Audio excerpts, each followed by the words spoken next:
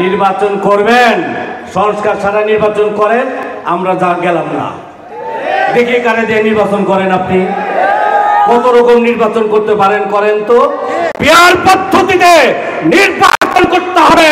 হুট করে আপনি সংবিধান সংশোধন করবেন, হুট করে আপনি এটা করবেন ওটা করবেন, ওই দিন ফুরে গেছে ভাই। আবাবিল পাখিরা ছাত্র জনতার উত্তাল আন্দোলনে সেই স্থলপথ বাদ দিয়ে আকাশে উড়ে যিনি পালিয়ে গেলেন, আজকের দিনে তার পালানোর মাধ্যমে বাংলাদেশেরা আবার মুক্তি পেল। সেই মুক্তির দিন আজকে 5ই আগস্ট। এই বাংলাদেশ 5ই আগস্টে তৃতীয়বার স্বাধীন হয়েছে। 71-এর সেই স্বাধীনতার পরবর্তীতে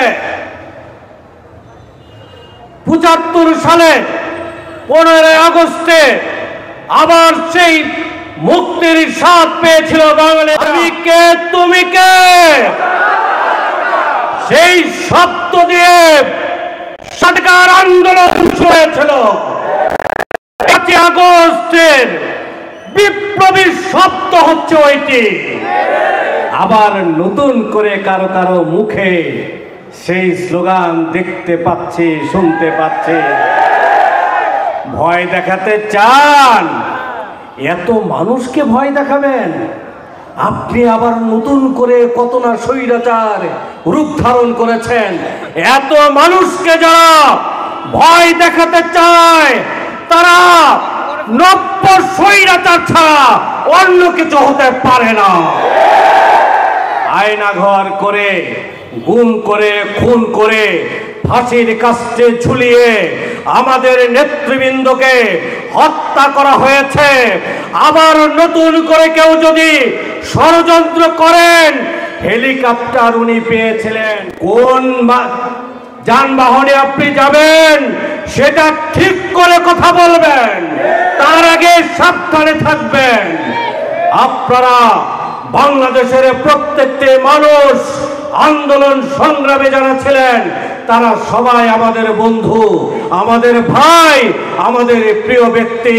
আমিরে জামাত যেভাবে বলেছিল, শিশুরা আমাদের বন্ধু আর বয়স্করা আমাদের সহযোদ্ধা, কেউ আমাদের পর নয়। এদেশে সংস্কার ছাড়া কোনো নির্বাচন হতে দেওয়া হবে না। নির্বাচন করবেন, সংস্কার ছাড়া নির্বাচন করেন, আমরা যা গেলাম না। দেখি কারে দিয়ে নির্বাচন করেন আপনি, কত রকম নির্বাচন করতে পারেন করেন তো। পিয়ার পদ্ধতিতে নির্বাচন করতে হবে। পিয়ার পদ্ধতি হচ্ছে প্রত্যেকটা মানুষের হক আদায় করা, প্রত্যেকটা মানুষের ভোটের অধিকার পিয়ার পদ্ধতিতে নিশ্চিত হয়। আপনারা 30% ভোট পাবেন আর 70% ভোট যারা পাবে তাদের অধিকারকে খর্ব করবেন, তা হতে পারে না। ওই 70% আগামী দিনে শাসন করবে। হুট করে আপনি সংবিধান সংশোধন করবেন, হুট করে আপনি এটা করবেন ওটা করবেন, ওই দিন ফুরে গেছে ভাই। ওই বন্দোবস্ত নিয়েই আগামী দিনে নির্বাচনে আসতে হবে। আমার প্রোগ্রামে বাধা দেন যারা, আর মনে রাখবেন এই ফ্যাসিজম থাকতে আমরা ওই মাঠ ছেড়ে দেব।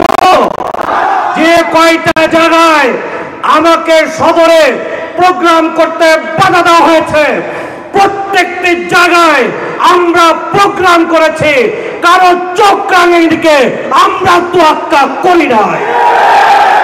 আগামী দিনেও টাঙ্গাইল জেলায় কোন ফ্যাসিজমের চোখ রাঙানিকে তোয়াক্কা করব না।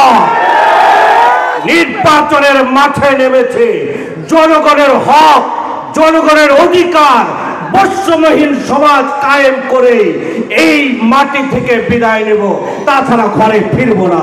এটা আমাদের অঙ্গীকার।